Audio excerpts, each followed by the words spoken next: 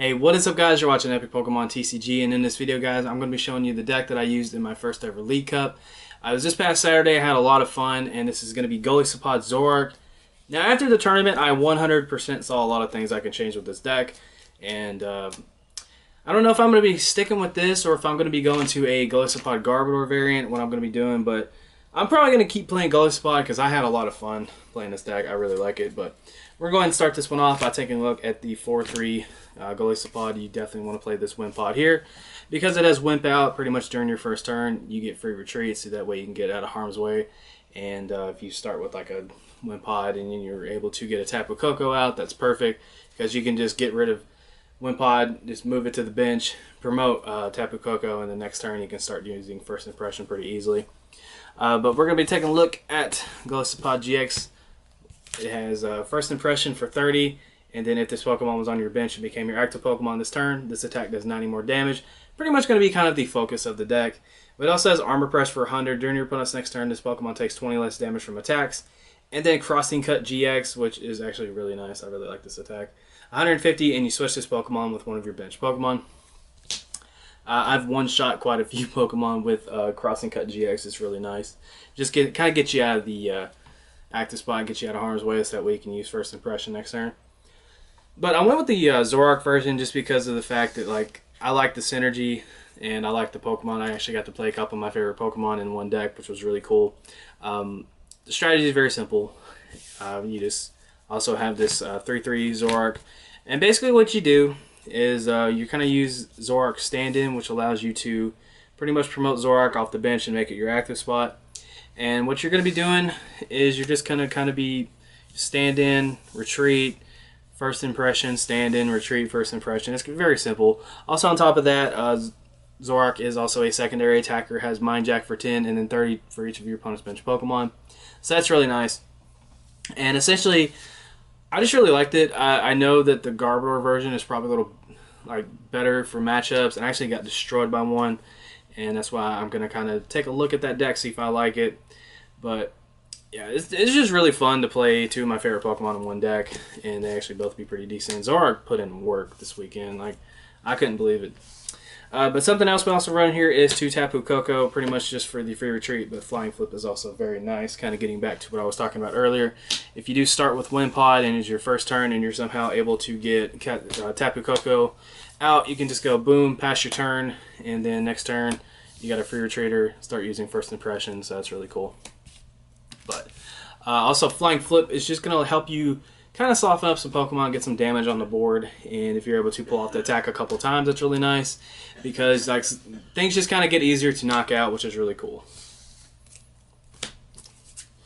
Next up, we're going to take a look at the 2 Tapu Lele I have in here. I only own 2 Tapu Lele, so that is why there's only 2. I could definitely run a third one. I even thought about that this past weekend. I figured that would probably be a lot better.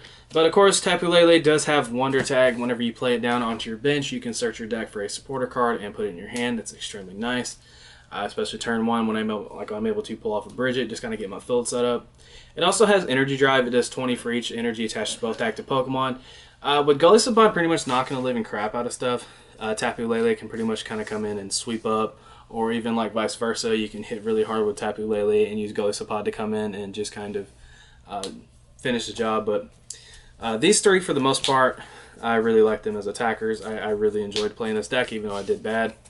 Just Golisopod, Zoroark, and Tapu Lele were so awesome to play. Just because it's kind of like right up my alley. High amounts of damage, and I can just pull it off really quickly. And I think that's why I really like Golisopod. But next up, we're going to take a look at the final Pokemon, which is going to be a Ranguru with Instruct. I really like Instruct. If you have less than 3 cards in your hand, you can just draw to have 3. And then Psychic for 60 and 20 for each of your opponent's energy attached to your Pokemon. Really nice. But that is the Pokemon line. Like I said, guys, it's just pretty easy. And I'll kind of get with the supporters here and kind of explain why some of those are in here as well. I apologize if you hear my dad coughing in the background. My dad's actually not feeling too well. But yeah, we're going to go ahead and get into the supporters here, guys. Alright, guys, for the supporters and such, we have 4 Sycamore. Don't really need to go too much into that one. 4N, the same thing. 3 Guzma, definitely needed to explain this one. This is really nice because basically whenever you bring up one of your opponent's Pokemon, it also allows you to switch. So you can switch into something that has a Floatstone, has free retreat, or another Golisopod, or another attacker in general. And then if you switch into a Golisopod, or you bring up something and you retreat into your Golisopod, that is going to allow First Impression to get its effect. Also on top of that, you're getting a Lysander type effect too. So that's really nice. 3 Guzma. Very, very huge supporter in this deck, and really helps out a lot. Next up, we're going to take a look at Bridget. This is just really nice. You can search with this with Tapu Lele. Just kind of set your field up, grab like a couple of Wimpod and a Zoro or something like that, which is extremely nice. I like this card a lot just because you can kind of set your field up. Acerola, this is really good too. I actually kind of want to increase the amount in this deck of this card. If you have a Golisopod active and you have something with free retreat or Floatstone like I was getting to, you can pretty much pick up a damaged Golisopod, bring up the free retreater or whatever, play down a Golisopod, retreat it, and then bring it up, and boom, there you go.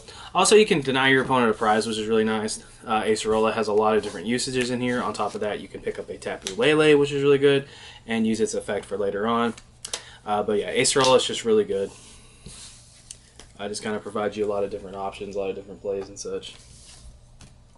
One Skyla, this is just in here to kind of search out your key items and such, like your Floatstones and your Choice Band, Field Blowers, just whatever. Skyla's just in here to search some stuff out. Then I run 4 Ultra Ball. Pretty much this is in here so that way you can search out your Pokemon. Also, if you grab a Tapu Lele, that is a guaranteed supporter. Cannot stress that enough. Then we have 4 Floatstone. I'm actually working on getting these to match again. I'm hoping my friend takes the trade I'm going to offer him, so that way these all match again. But Floatstone is really, really important to this deck because that is pretty much like the... It's like a car having gas. It's what makes this deck move. It just allows you to be able to retreat freely, so that way you're able to pull off Golisopod's attack, which is really nice. And it just kind of helps you out with stuff being stuck in the active spot as well. But if you throw a Floatstone onto a Zoroark, you can just do stand in and retreat with Floatstone, First Impression, and you are good to go. So that's really nice. Alrighty, so next up we're going to take a look at Choice Band. This is just in here to help you hit a little harder. Like I mentioned earlier, Crossing Cut GX with a Choice Band is going to be 180, and that is key. You can one-shot Drampa, one-shot Volcanion, even though you're probably not going to get the fight back against Volcanion. You guys get what I mean.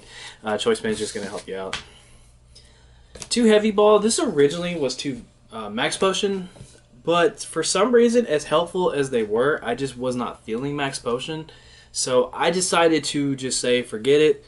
I'm going to take out these 2 Max Potion, and I'm going to throw 2 Heavy Ball, because they can, of course, search out my Wimpod and Golisopod, which is really nice. And they actually ended up helping me out a lot. They were able to get my stuff out a little quicker, so that's really good. Also, you just get yourself like a little free search, which is really nice. You don't have to pay any cost or anything. It's just a free search. Grab a Wimpod, Golisopod, and you're good. Next up, we have 2 Field Blower. This is just in here to discard those annoying stadiums, discard some items and such off your opponent's Pokemon, like a Fighting Fairy Belt, a Choice Band, Floatstone, etc. Then we have 1 Rescue Stretcher. This is so you can either put a card back in your hand, like a Tapu Lele, Golisopod, or some other random Pokemon, or you can, of course, shuffle in 3 Pokemon back into your deck so you can get your stuff set back up and kind of refresh your deck a little bit. And lastly, we're going to close out the deck with the energy, where we have 8 Grass and then 4 DCE. Like I said before, guys, the deck is pretty simple to play. I think the hardest thing would be just, not jumping the gun and promoting a Wimpod, then evolving to a Golisopod. That was something I had to really not do. I did that quite a bit, but yeah, the deck's just really nice. You have, of course, Guzma to kind of like move around your Golisopod and bring up stuff. And then you have Zoroark stand in along with Floatstone to kind of make First Impression go off a little easier. You have Tapu Kokos for retreat for, moving it around easily. And then, of course, Tapu Lele is in here not only for a secondary attacker, but is also in here to search out supporters. And Orengar is just in there to kind of help you have like another attacker kind of, but if you play your hand size down or if you get end or something like that, that's going to help you out with Instruct. And that's really about it. I went 3-3. There are a lot of changes I saw that I could make to this deck that I'm going to be doing kind of behind the scenes. But still, nonetheless, even though I didn't do the greatest, I was one match away from top cut, I believe, so that was really cool. But yes, if you guys did enjoy the video, make sure to give it a thumbs up. Also, go check out my League Cup vlog. I just uploaded that, I think, a couple hours ago as I'm recording this video. But take care, guys. You are all fantastic, and I'm going to keep going and grinding and getting some more videos up for you guys soon. But, you know, I just appreciate all the amazing support you guys have given me. It is really nice to see my channel growing, even if it's like a sub a week or something like that. It's still really awesome to see. So, you guys all take care. I love you. And this is Epic Pokemon TCG signing out.